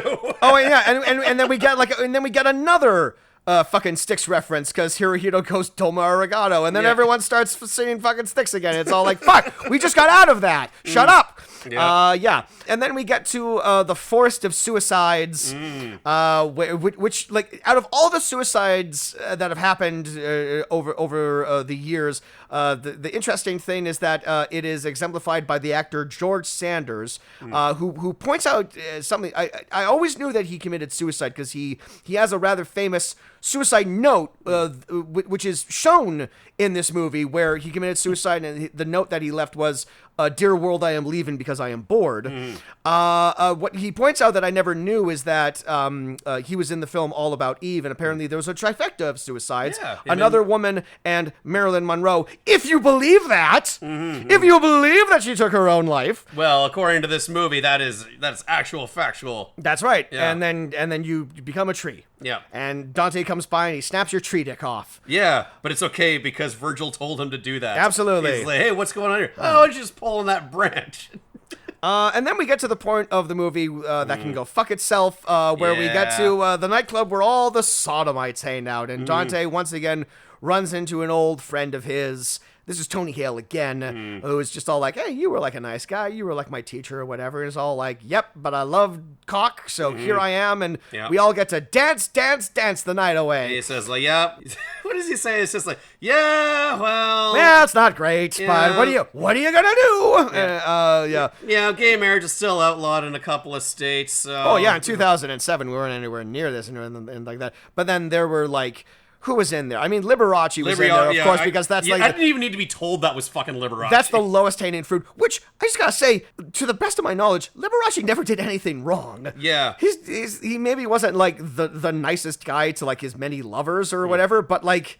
He wasn't like fucking Jeffrey Dahmer or like some of these other like people who are like burning in hell. Roy Cohn is there. Well, he's done way worse shit. Yeah, but he belongs there. He belongs in hell, but probably not for the sodomite stuff. Well, they gotta get him on a technicality. Yeah, Jameson. I guess so.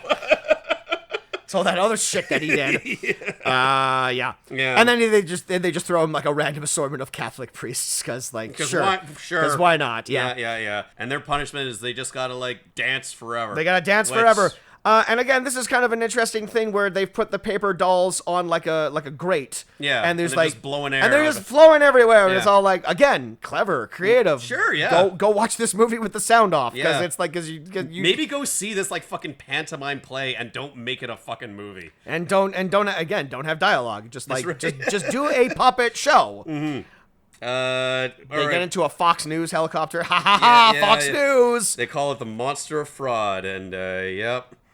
That's about right. And they get into a helicopter, and they run out of jokes, so they just list everyone who's ever died in a plane crash. Yeah, what is for like a minute and a half. He says, "Oh wow, this is such a bumpy ride. I feel like John Denver and Patsy Cline and Buddy Holly and the Big Bopper and Richie Valens." And then he says, "Leonard Skinner." Leonard Skinner is not a person. Yeah, he is. It's not a he. It's an ensemble. Whatever. Freebird!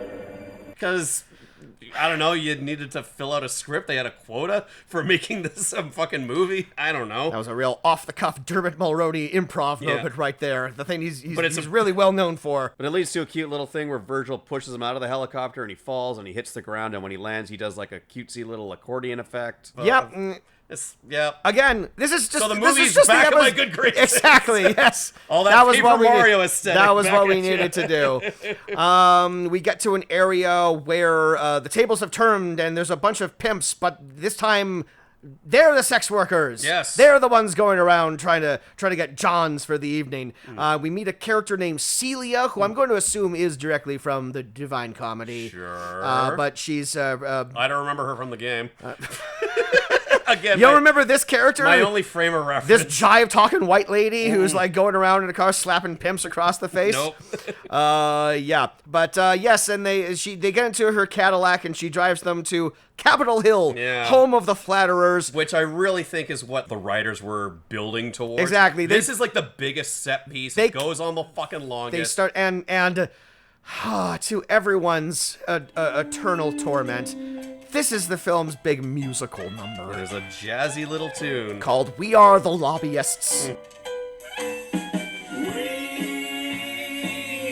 are the lobbyists, and we flatter away the time. We get what we want, and if you want, we can grease up any sticky wheels that you might find.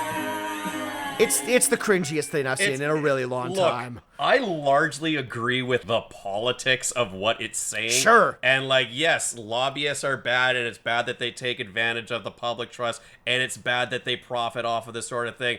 I fucking get it, and I don't need a goddamn musical number to explain you're not it. fucking Schoolhouse Rock, man. Like, we're not gonna do it that way. You don't have like the talent behind it. Look, my political leanings are more liberal than obviously. I think I can speak for both of us when I say like we lean more towards liberal. I progressivism. I guess like I'm kind of more of like a centrist, but like like I believe more in liberal views or whatever. That is to say, when liberal comedy is bad, it's the worst. It is unfucking watchable. Yeah. You know, it's it like... makes everyone else feel bad. Everyone who subscribes to this philosophy looks at bad liberal comedy and they just despise it. Because it all comes off as preachy, low-hanging fruit that makes them look like a bunch of hacks and ruins their legitimate points. Yeah. Not all liberal comedy is... This is like one of like those paradox things. Like, not all liberal comedy is good. However, all conservative comedy is terrible. Yeah. So, that is not to say that we bat 100% all of the time. No, not at all. No. But like, yeah. I think just bad comedy in general. Sure, sucks, you know? yeah, exactly. Can we agree on bad that? political humor. Yeah, let's reach across the aisle yeah. here and say.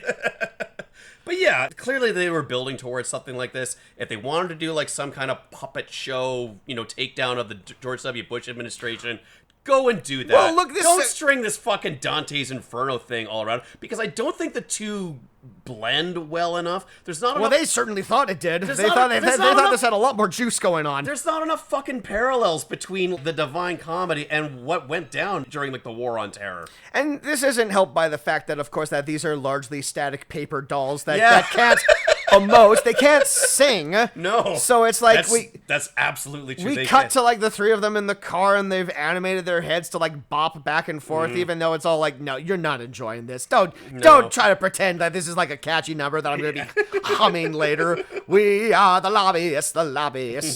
All right, what the fuck happens next? Well, we get to the parade of hypocrites. Oh no, wait.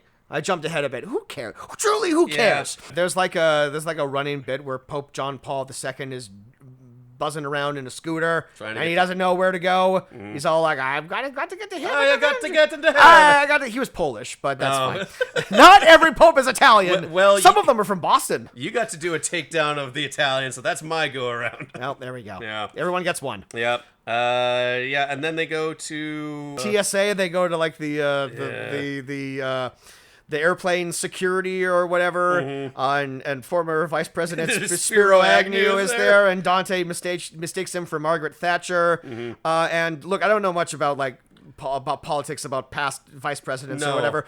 Spiro Agnew will forever be the headless corpse of Spiro Agnew from Futurama to me. I'm sorry. Whenever I think of Spiro Agnew, I think of like that's just where my head goes when I think now. Of Spiro Agnew, I think like, oh yeah, that was before Gerald Ford. That's like his legacy as far as I'm fucking concerned. And what do the TSA guys call him when they're like beating him up to his like, take that, you nattering nabob of negativity. Wow. And I'm like, where the fuck did that come? Was that something they called him back in the day? No one has ever called him that ever outside the confines of this movie. Yeah. And I'm surprised and disappointed that you wrote that down.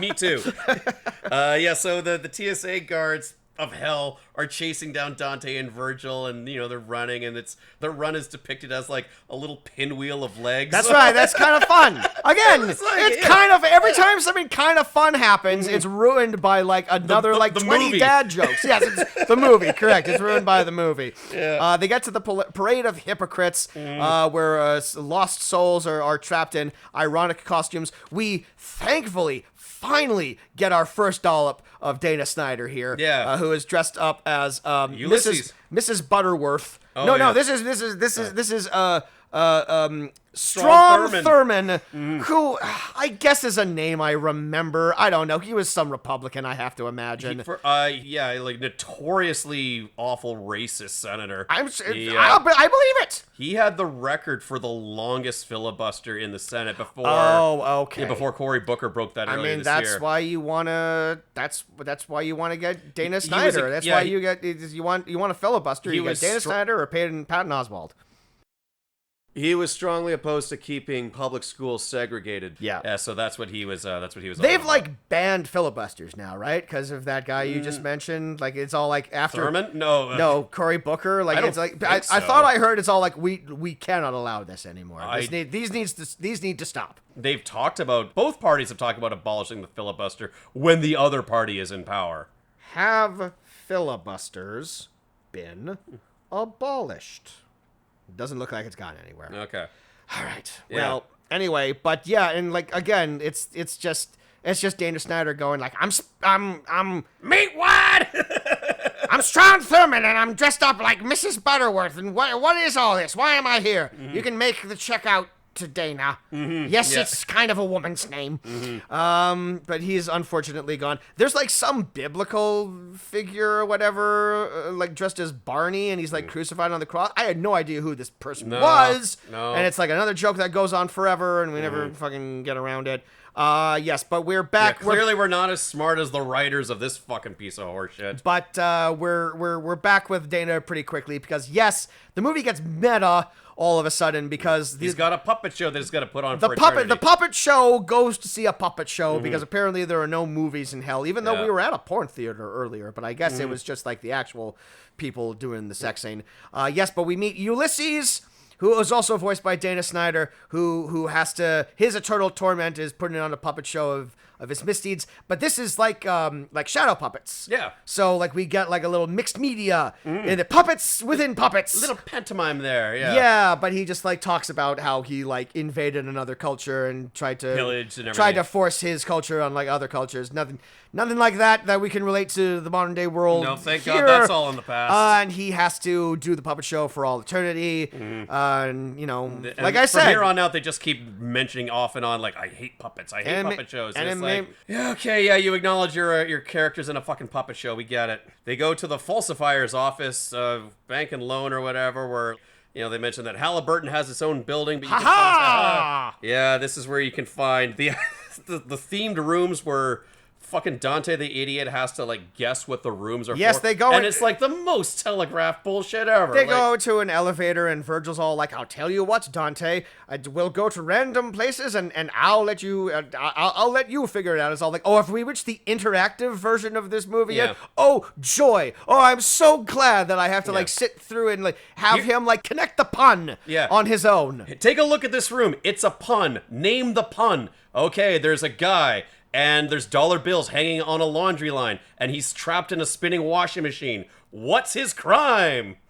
And Dante can't get it because he's a fucking idiot. Yeah, and it's like, money laundering, cook the books. He gets the last one. The insider trading. The insider trading.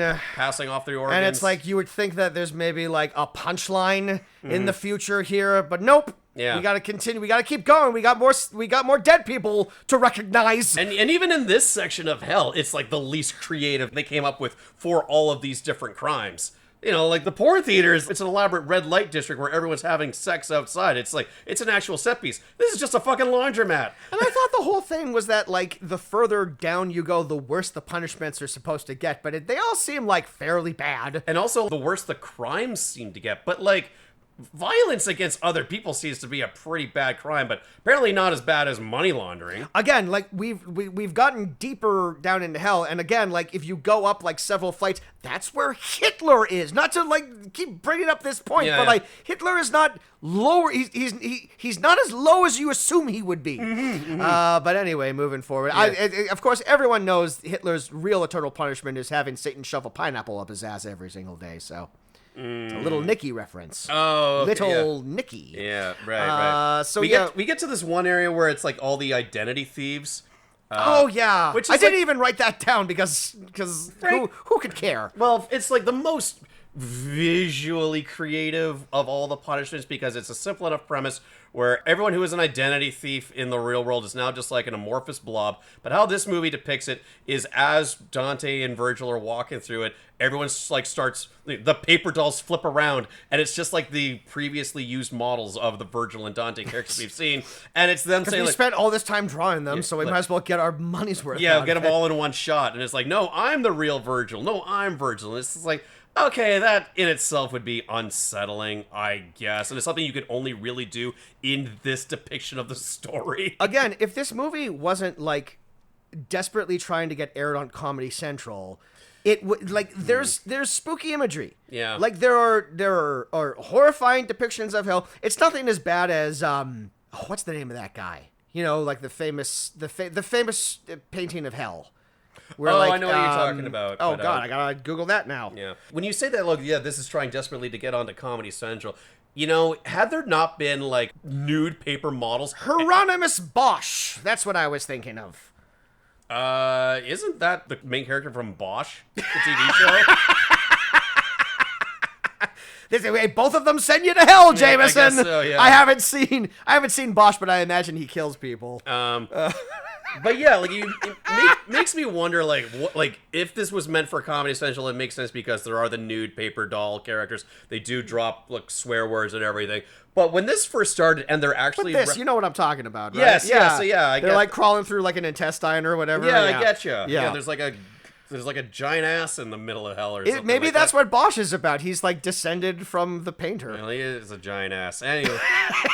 I was gonna try to make a point, but fuck it. Let's move on. Why bother? Yeah. All right. So we get to what the fuck's it called? Like the cock lake, the Lake Cocytus. That's gonna be a fucking chapter title. Yeah. If you're listening right now, make that a chapter title. We got to the fucking cock lake. Yeah, they get to Lake Cocytus, and it's a frozen lake. It's like the last level of hell. There's an extended sequence where just Dante and Virgil just ice skate on it, where it's just all like, is there a joke coming here? No, there isn't. But at that point, it did make me like kind of take a step back and remember that, this is all handmade paper doll stuff. These are just guys having some fun. Sure, but at this point in the runtime, I need it to end. Okay. I needed it to be over. Yeah, they're treating... If you're just going to take a moment for, like, atmosphere, this was not the moment in the runtime. I don't know, I just kind of appreciated for, like, the victory lap that they I appreciate everything. I appreciate all of this. I just don't appreciate the writers. Yeah.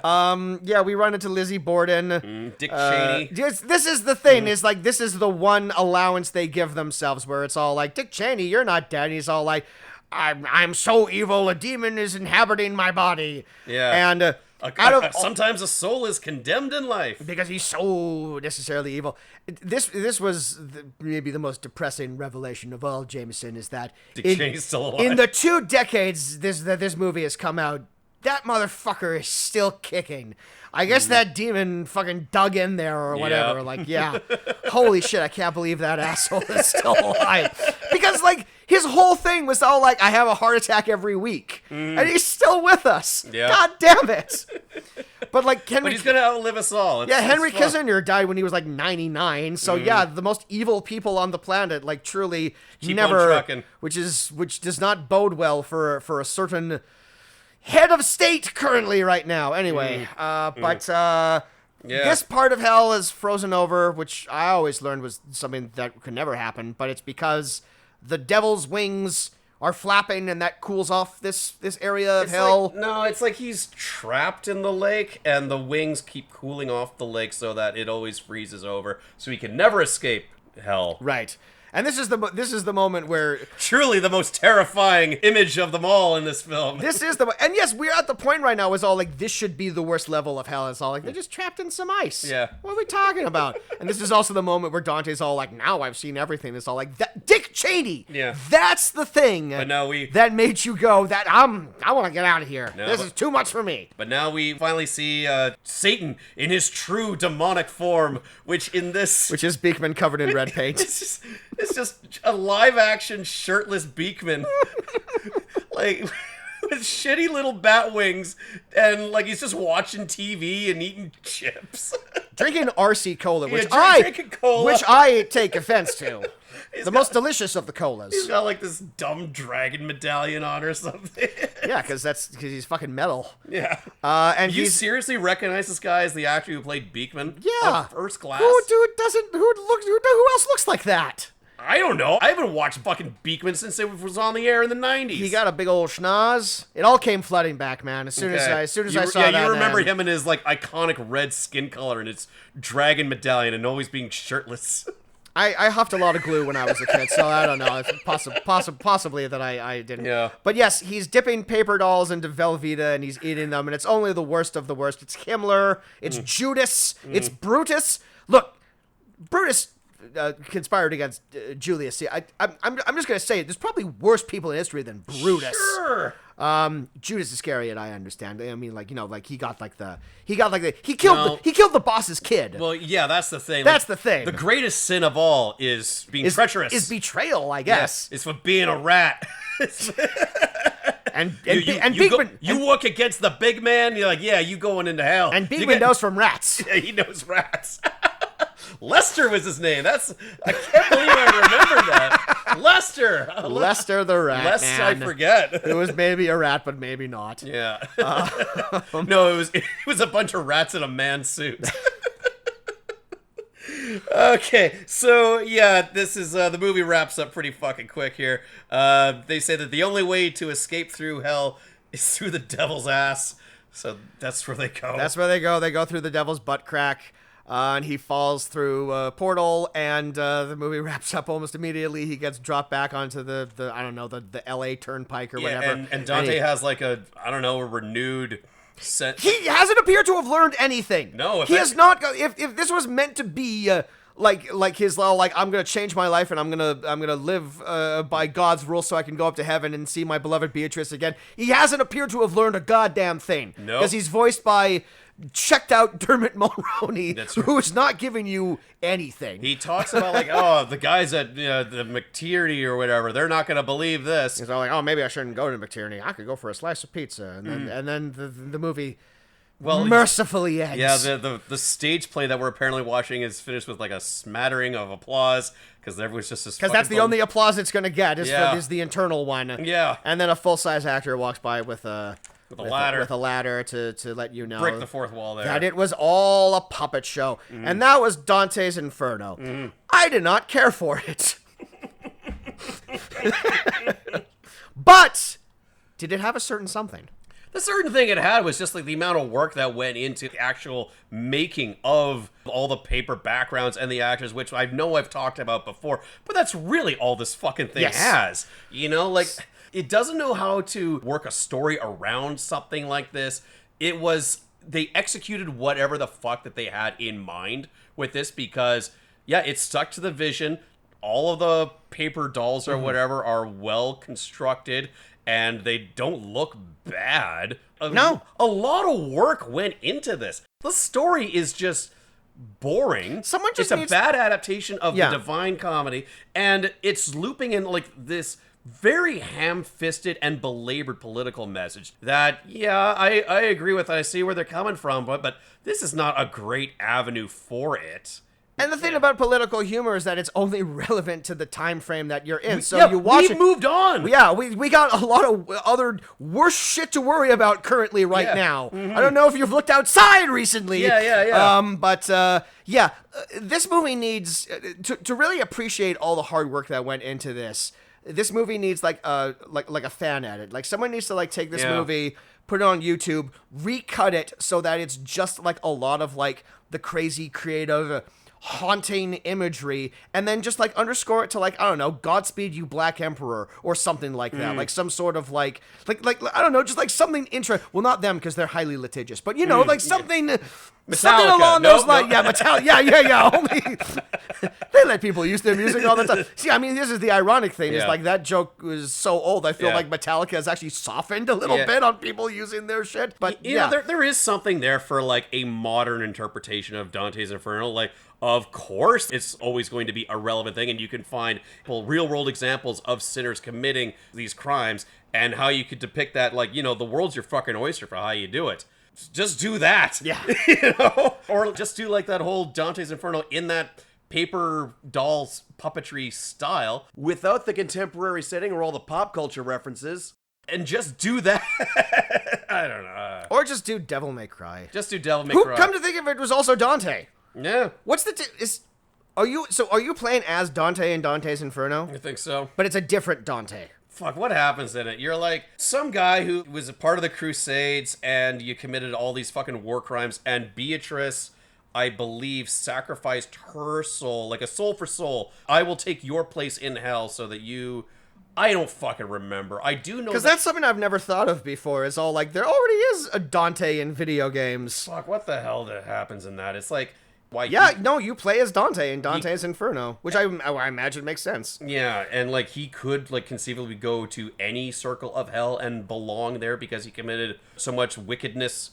But I don't fucking know. It's been that's a weird fucking game. But I imagine it's a better adaptation than this. Well, it's a different adaptation than this. It was pretty cool. Yeah. It looked metal as hell. Way cooler than this. Well, yeah. Nothing spookies. Ooh, Halloween. Oh, wasn't that a spooky conversation that we had about about the existential question of mortality and the. I'm scared. I'm scared. I'm quaking in my boots. I don't want to go to Quiznos. Well, that was Dante's Inferno from 2007, directed by someone whose name I've already forgotten, but written by Beekman. And Lester the Rat. And isn't that? I'm sure he did a pass on it. If you like this episode, please check out our back catalog of episodes. They are on Spotify and YouTube. We'd like to thank Eddie Lamb for his fantastic theme music. You can follow us on certain social medias like Facebook and Instagram. You can follow me on Letterboxd. I'm Kaz Lesgard. I'm Jameson Rafter. I have a YouTube channel where I put up all my old cartoons. I might be doing something like that again in the future. I don't know, but I'm keeping that channel active, so subscribe. And I'll leave you with these iconic words from James Cromwell. That'll do, pig. That'll do. Because there's like really, what else could I? What else can you say? Yeah. So you're going on some sort of Star Trek. Oh, I guess No, we'll go with you. Done that. We'll go with yours. Oh, we will? Okay, good. All All right, bye. Bye.